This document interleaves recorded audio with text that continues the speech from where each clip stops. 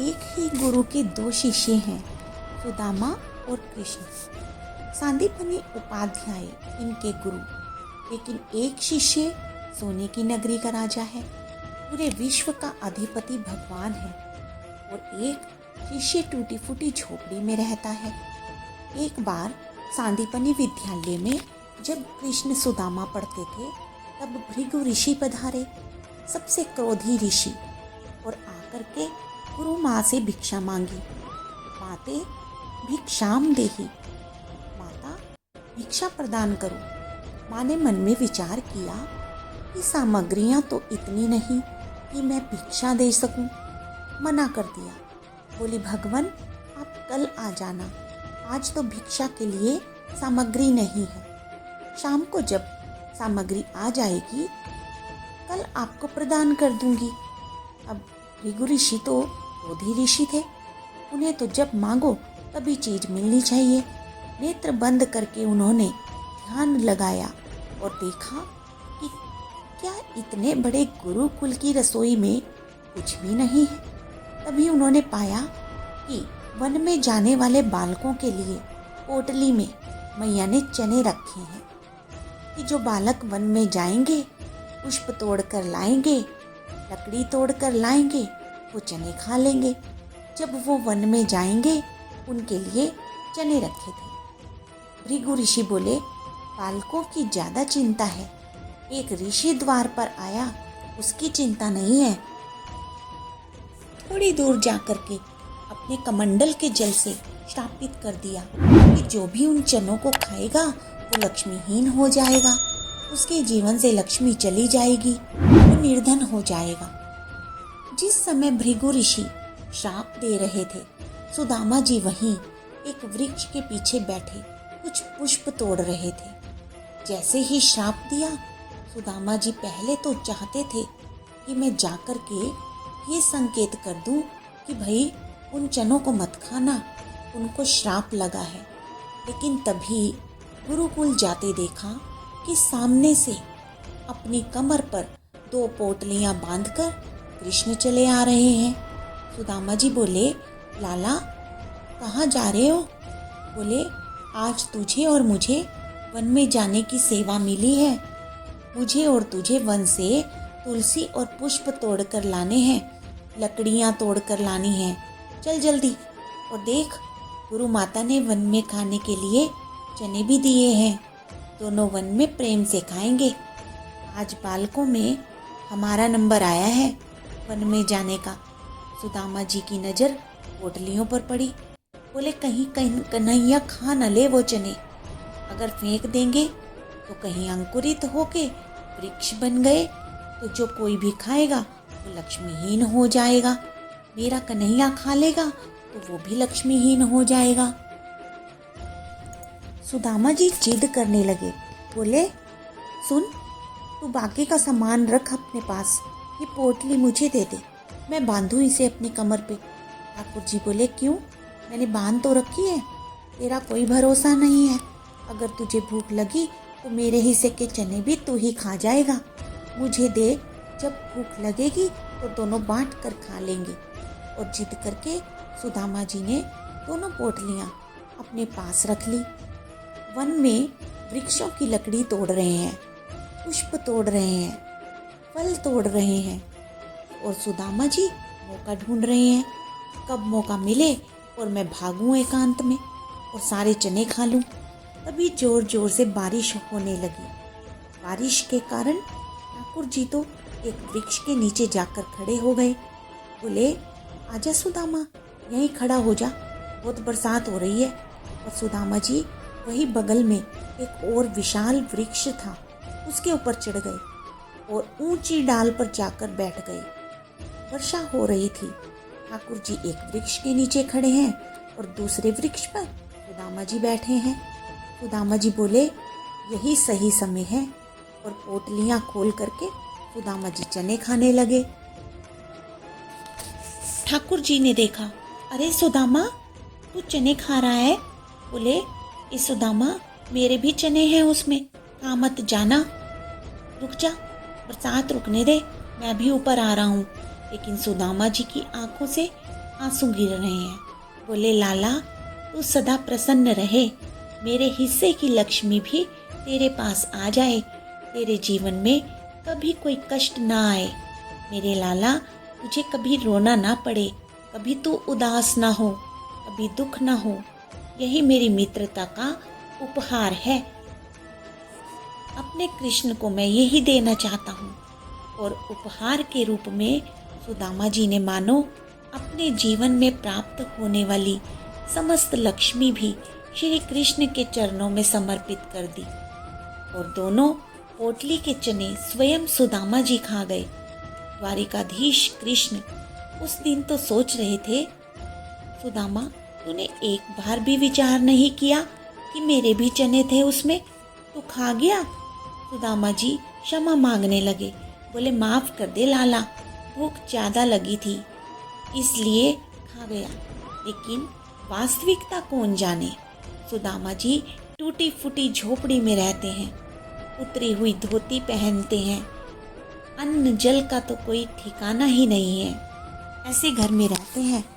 पत्नी बोली, द्वारिकाधीश आपके मित्र हैं, आप जाते क्यों नहीं कभी उनसे मिलने। सुदामा जी बोले, कहीं मेरी दशा देख करके तो ये ना सोचे गरीब है, भिखारी है, मांगने आया है, इसलिए मुझे अजीब लगता है।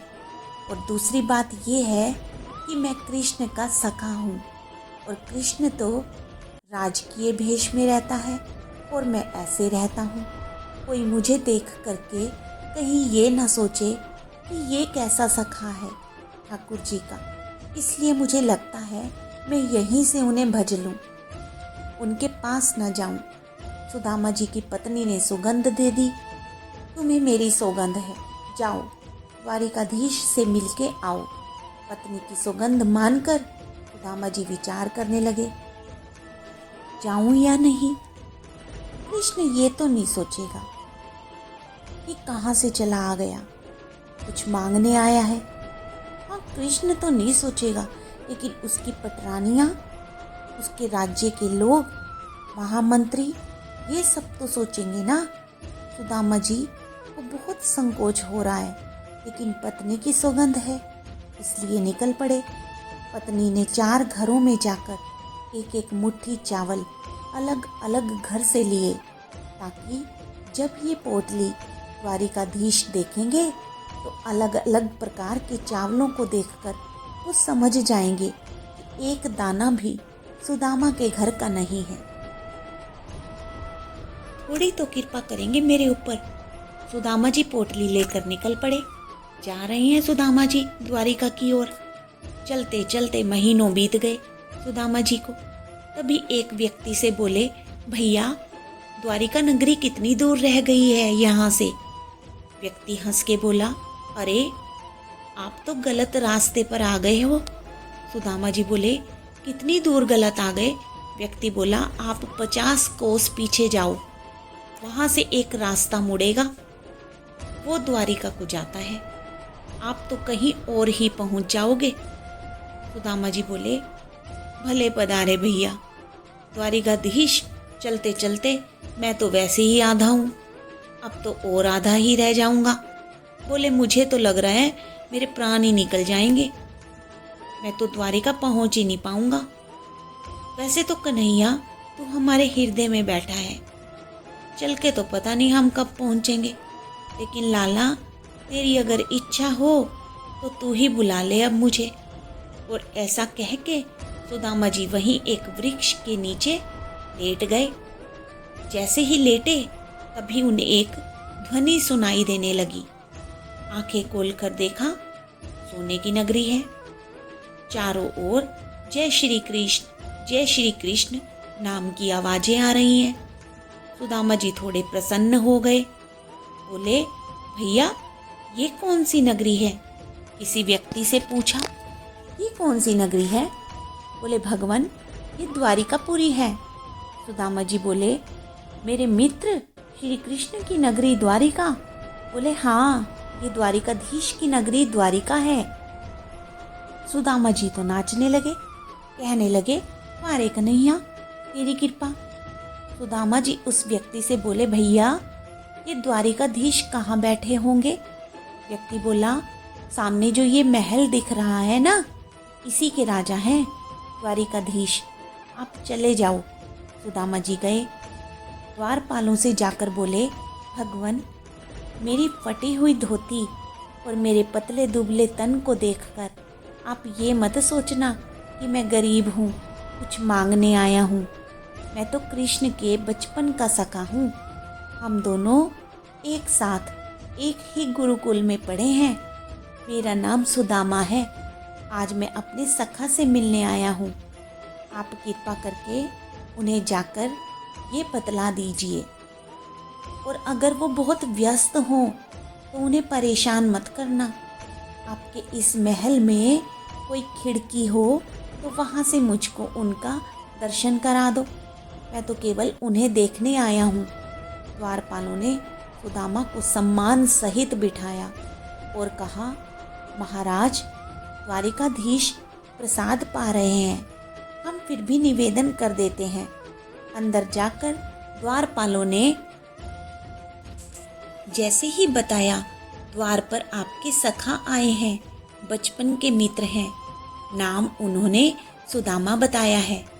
सुदामा नाम सुनते ही भगवान खा रहे थे, खाते खाते रुक गए। बोले, क्या नाम बताया? बोले, सुदामा। मेरे बचपन का सखा सुदामा आया है। द्वारपाल बोला, आप प्रसाद पा लीजिए। हमने उन्हें कह दिया है कि जब आप प्रसाद पा लेंगे तब दर्शन करवा देंगे। भगवान बोले, क्या प्रसाद आवश्यक है? मेरे मित्र आए हैं, बाहर खड़े हैं, तुम उन्हें बाहर ही छोड़ कर आ गए। भगवान आज पहली बार बीच प्रसाद से उठ गए, दौड़ पड़े। महामंत्री, सेनापति, पत्नियां सब दौड़ रही हैं। और अरे ऐसा कौन आ गया जिसके लिए भोजन छोड़ के भागे हैं? द्वार पर दीनहीन सी अवस्था है, सुदामा जी खड़े हैं। भगवान ने जा करके हृदय से लगा लिया। बार बार उनके मुख को देखते हैं, फिर हृदय से लगाते हैं, फिर देखते हैं, फिर हृदय से लगाते हैं और रो रहे हैं कन्हैया। रुक्मिणी और दूसरी पटरानियों ने ऐसा दृश्य पहली बार देखा है द्वारिका में। कन्हैया ने सुदामा को ले जाकर द्वारिका के सिंहासन पर बैठाया। भगवान ने अपनी आंखों के आंसुओं से सुदामा जी के चरणों को धोया और संपूर्ण जल द्वारिका की चारों दिशाओं में छिड़क दिया। बोले, हमारी द्वारिका आज पवित्र हो जाएगी। सुदामा जी बोले, लाला मैं इन सब के काबिल नहीं, तुम ये सब क्या कर रहे हो भैया? ठाकुर जी बोले, आप किसके योग्य हो और कौन किसके योग्य है, मुझसे अच्छा कोई नहीं जानता। चुपचाप बैठे रहो, जो हम कर रहे हैं हमें करने दो। जो लक्ष्मी सदा के लिए विहीन हो गई थी, वही लक्ष्मी आज सुदामा जी के चरण पहुँच रही हैं। भगवान कृष्ण सुदामा से कहते हैं, सुदामा शादी कर ली तुमने? सुदामा बोला, लाला ब्याह तो हो गया। कृष्ण बोले, हमको नहीं बुलाया। बोले, लाला कर्जा लेके ब्याह किया और ब्याह में भी सबको भोजन करवाने के चक्कर में तेरी भाभी और मैं तो भूखे ही रहे। पड़ोसियों ने आके भोजन दिया तो पेट भरा, और अगर तुझे बुलाते तो तेरे संग तो हाथी, घोड़े, सैनिक ये सब आते, उन्हें भोजन कैसे खिलाते? ऐसे ब्याह में फिर हम कैसे बुलाते लाला? इसलिए निमंत्रण नहीं दिया। अरे मेरी छोड़ लाला, तू बता, तूने ब्याह कर लिया? भगवान बोले, हमारे ब्याह की तो मत पूछो। जैसे आपका ब्याह बताने लायक नहीं, ऐसे ही हमारा ब्याह भी बताने लायक नहीं। सुदामा बोला, नहीं नहीं लाला, बता हमें ब्याह हुआ या नहीं? भगवान बोले, हो गया। अच्छा भाभी कहाँ है? कन्हैया बोले, चलो मिलवाते हैं भाभी से। बोले, यहीं मिलवा दो। कन्हैया बोले, नहीं, बड़ी जगह चाहिए भाभी से मिलने के लिए। बोले, क्यों? बोले, चलो तो पता चल जाएगा। विशाल एक सभागृह था। उसमें जहाँ तक देखो भगवान की पत्नियाँ खड़ी, घूंघट सर पर है, दूर दूर तक सिर ही सिर दिख रहे हैं। लाल लाल साड़ी पहने सभी पत्नियाँ खड़ी हैं। सुदामा जी बोले, द्वारिका की सभी माताएं बहनें दर्शन करने आ गई महात्मा का। सुदामा जी बैठ गए। भगवान ने कहा, एक एक करके सभी आकर प्रणाम करो। सबसे पहले रानी आई, बोली, मैं रुक्मणी, मेरा प्रणाम। बोले, सौभाग्यवती भव। मैं जामवती, प्रणाम। देवी सौभाग्यवती भव। मैं सद्भामा, प्रणाम।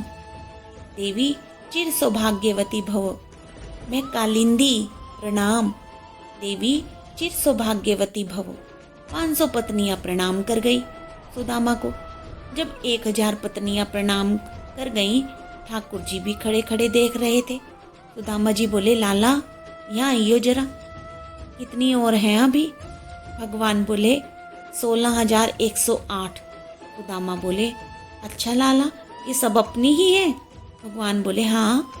वाह लाला, तूने इतने सारे ब्याह किए, 16,108।